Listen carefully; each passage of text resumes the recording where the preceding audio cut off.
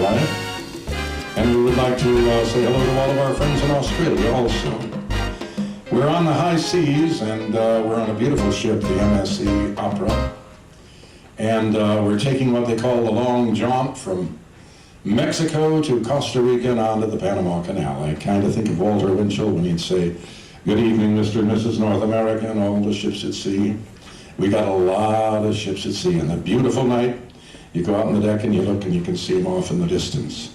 And not only that, but on this ship we have really a tremendous band. Lots of music.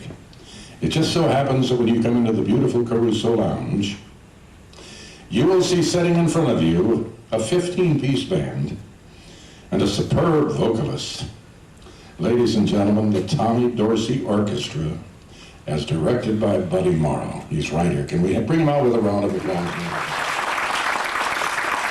Well, Buddy, this is going all over the world, so how you doing? I'm doing fine. He really is, ladies and gentlemen, he really is. He's standing right here in front of the orchestra. Can I give you your age to everybody? Well, give my age to anyone who wants it. Okay. They can keep it too, right? Yes. Ladies and gentlemen, Buddy is 88 years old, and he is one of the remaining giants of the music industry. And Frankie Lane at 93, just a couple of weeks ago, we were right on board this ship when it flashed over that Frankie had passed. So there aren't too many left, are there? No, not too many who will admit it. Yeah. Buddy, how many are there? How many of the bigs? Big bands left? Yeah, you know, the directors like you, how many? Are there many around left? No, not really. Time takes care of all of us, I'm afraid, and we are victims of time. Would you include Ray Anthony in that group? Ray's still around. Yes, Ray is one of the band leaders who's around of the era. Actually, Ray and I came in at the big band era as such was reputed to be between 1935 and 1945. That was the height of it. Mm-hmm. And how long, we've had so much speculation on, how long was the, pardon me, buddy, how long was the big band era? Big band era actually came as a result of the radio broadcasts, which were very, very instrumental in, oh, he said instrumental, how about that? They were very instrumental in making the big bands. People wanted to see what they heard over radio. Well, now, if I could just butt in here a little bit, you're going back, way back, you're going back to guys like Paul Whiteman and... Yeah. I was with Paul Whiteman. You were? Yep. And I still think of one of the funny stories. Paul had a banjo player by the name of Mike Pingator, who was crippled in a way. He had to use a cane. And also in that orchestra was a very talented, brilliant violinist by the name of Joe Venuti, who loved pranks. Joe was one of the guys who sent Weenie Manone. Do you remember Weenie Manone? He was a trumpet player with one arm, and consequently was called Weenie. He's from New Orleans. But anyway, that's beside the point. I started to talk about... When you went with Paul Whiteman. Oh. Mm-hmm. And did that help any of you? Yeah. How did you happen to go with Paul Whiteman? Oh, prior to that time, I was with Tommy Dorsey.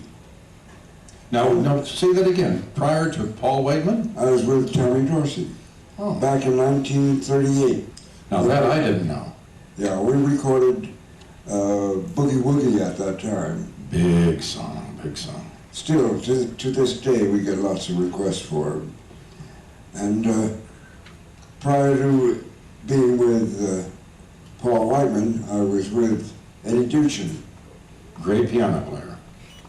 Right? Prior to that, I was with Morrow. You don't know him, he's a New Haven band leader. No, I'm going to say you kind of stuck me on that one. Now, let me ask you this. Why would you leave Tommy Dorsey's orchestra to go with Paul Whiteman? Money.